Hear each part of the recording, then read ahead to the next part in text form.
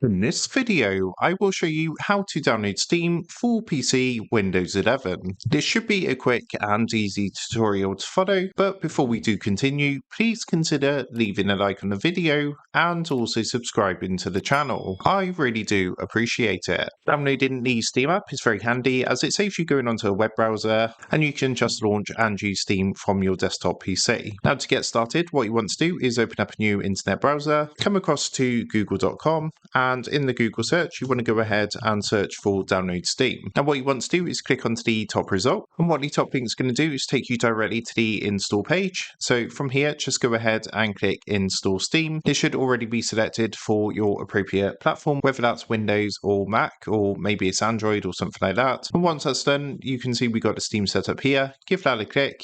And then what you want to do is run through these steps to install Steam on your Windows 11 PC. So you just need to select your language, choose where you want to install Steam, and then what it's going to do is run through and install Steam on your PC. So you just want to give it a minute or two to run through and download and install Steam. Once that's done, you can leave the box ticked if you want to run Steam and click finish. And initially when you load up Steam, there's going to be some updates. Now once the updates has finished installing, it's going to automatically load up Steam and ask you to log in to your account. If you don't have an account, you can create one, which is absolutely free to do. So at the login screen, you're going to see a link down here to create a free account. Otherwise, if you do have an account, just go ahead and log in as normal with your Steam account. After logging in, as you can see, what's going to happen is it's going to load up the main Steam interface. So it's just going to take a minute or two to connect through to the Steam network.